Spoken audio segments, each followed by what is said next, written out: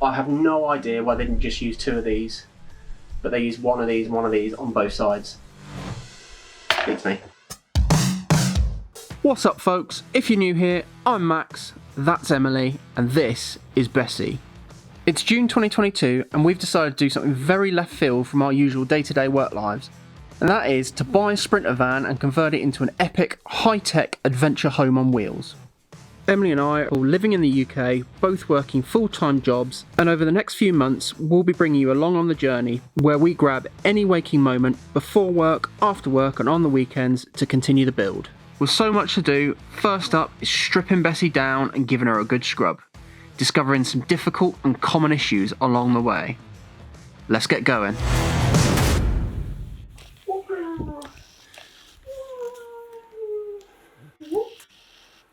When converting a van sends you crazy.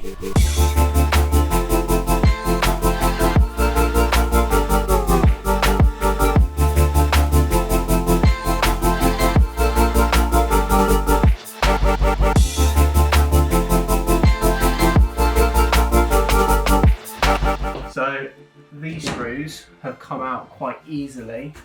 Some are going through other bits of wood that retain it, and some are just going into what's effectively sheet metal here.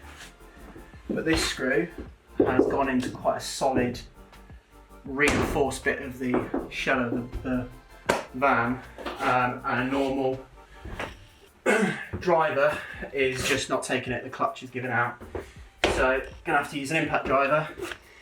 Now you're going to want to use this on a low setting, otherwise it's just going to shear the screw or the bolt or whatever's holding it. But it's going to take some going.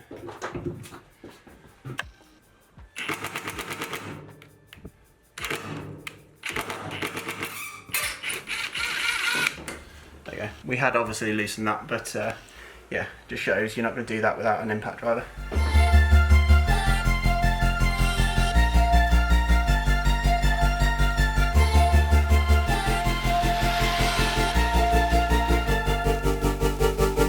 So something you're not going to discover until you take your panels off, unless you're able to check behind the panels before you buy it. But we've just taken all the panels off and discovered this. Now what this is unpainted but primed sheet metal. And if you look down here, the difference between the sealed bits for the panel outside that everyone needs to seal on Sprinters, whereas this has been painted. And if you look down here, you can see overspray of hammerite paint, and in there, well, you can't see it, is almost like a tacky glue, where they've bonded this new panel in to repair essentially an accident. If it's been done properly, then you shouldn't see any leaks. I'm not sure that this is water. I think this is like leftover glue, because it's just not in a place that would have water falling down it. But where you can see where they've riveted the new sheet metal in, down there, and then obviously that is all the way along, rivet there, and that just keeps this part to this part. It does seem sealed. I shouldn't have said that. I should not have said that. Not massively concerned about it, but should we get a hose? It obviously means that it is something that we didn't know of until we bought the van. We could get a hose, yeah, we could get a hose. I can throw it inside. Yeah, go for it. So what we're going to do, because there's a little bit of rust down here, we're going to test the theory. As you can probably hear, we are spraying water.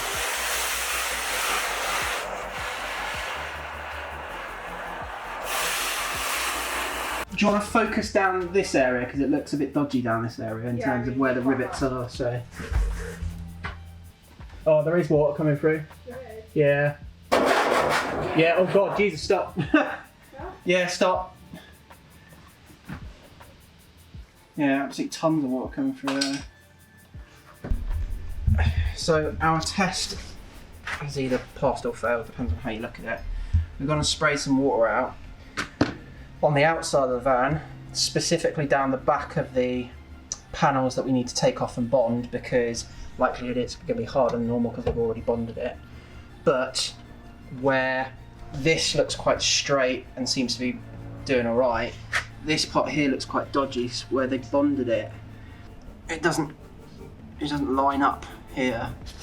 And unfortunately this one, this little peg here, when it's sprayed, it is spraying water into the van, and there is now water down there, which you can see where the majority of the rust is. But it seems to like fall down into a pit. So I don't know where that pit goes, whether it goes out of the van or just collects underneath the floor. But yeah, we need to sort that.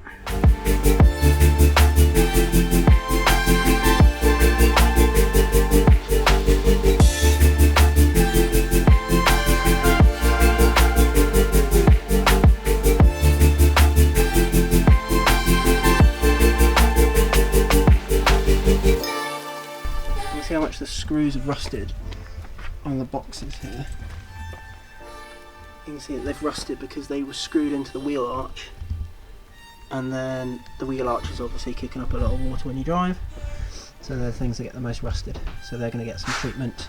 The wheel arches are going to get some treatment. So what you can see us using to treat the rust is actually a rust converter. It's called Genolite. It's available for like 20 quid on Amazon, and you can get it in spray form or in paintable form, but I would recommend using the paintable version. We got both, and the paintable version just seems to go on easier, seems to have a better effect. But essentially what it does is, rather than just covering it up, it's actually a chemical converter, and it converts the rust into a stable surface, and that actually prevents rusting and provides a resistance to any further growth of that rust. Once it's been treated, you can actually now paint directly over the top of it. It's almost a primer as well. So what you're doing is just roughening up the surface, cleaning it down, making sure there's no loose dirt or debris, and then painting it on with a paintbrush, waiting for it to dry. And what it actually does is it turns blue when it reacts with the rust, so you can actually see where the rust is and where the rust has been treated, and will give you an indication of where you actually need to put more on or treat more, or other areas that might potentially need the treatment.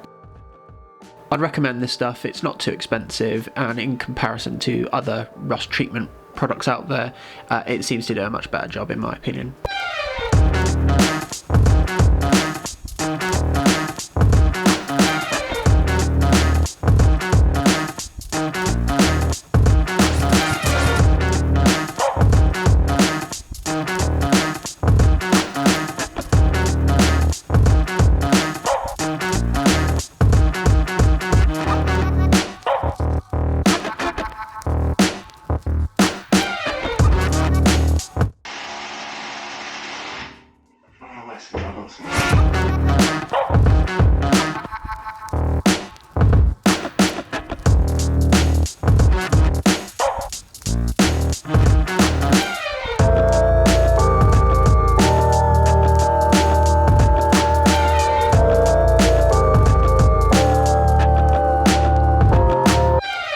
So we have to treat the bits of rust that are on the top of the van today. Clearly it must have driven under something and taken the top off, and we didn't notice it when we bought it. That's fine, so we're going to treat it. So what we're going to do first is wash the whole top down, and then we will sandpaper where the rust is, wash it down again, use some of the rust converter, and then we've bought from Halfords just some Mercedes paint to be able to cover it all up.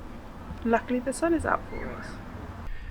So with the rust proofing of any Sprinter, including the new ones, you obviously have to take these trims off.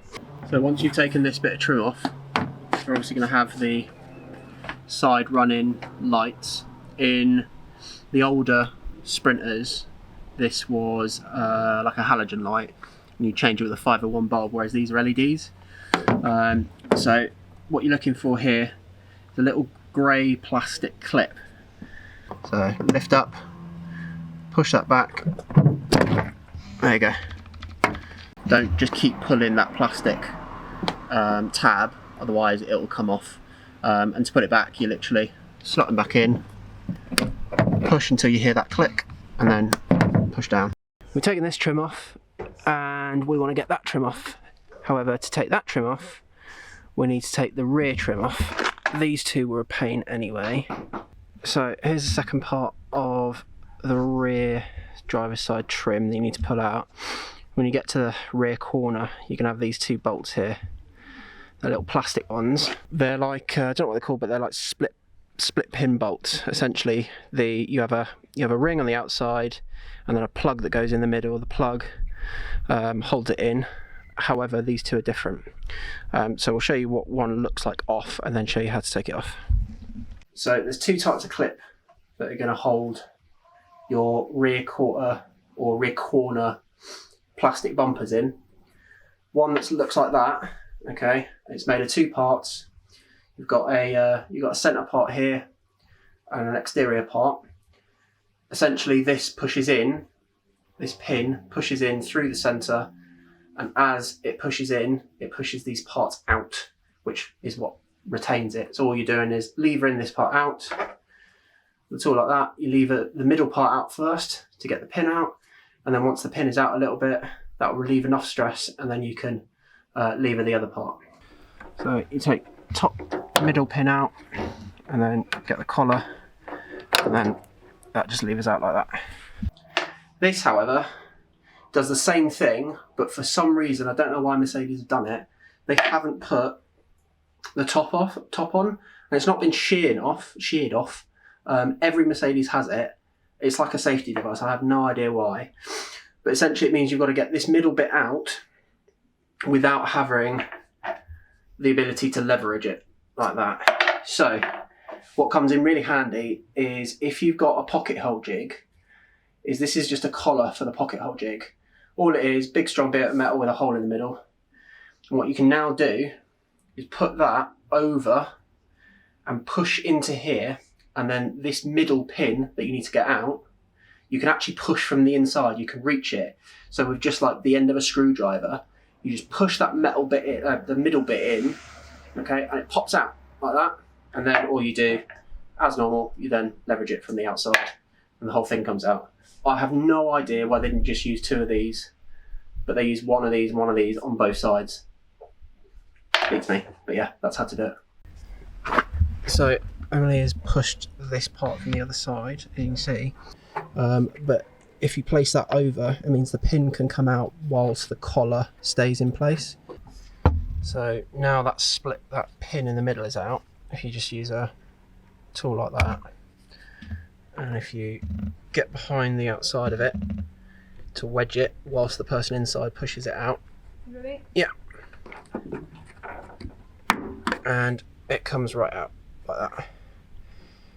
So we've gone around taking all the bolts out of that retains the step plastic, and we've gone around the other side, taking the bit out, taking the corner off, so hopefully this should now come off. Fourth time lucky.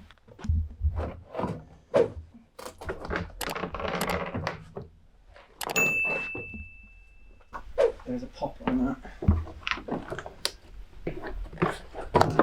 There we go.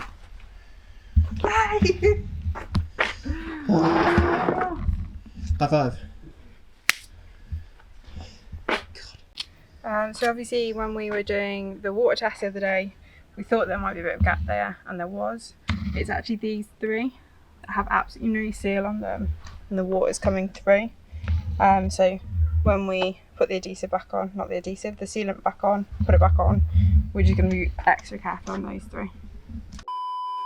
Unfortunately, all our cameras ran out of battery and we weren't able to capture the rest, so lesson learnt. But stay tuned for the next episode and you're going to see us sound deaden the van, insulate the van and get it prepped for plyboarding.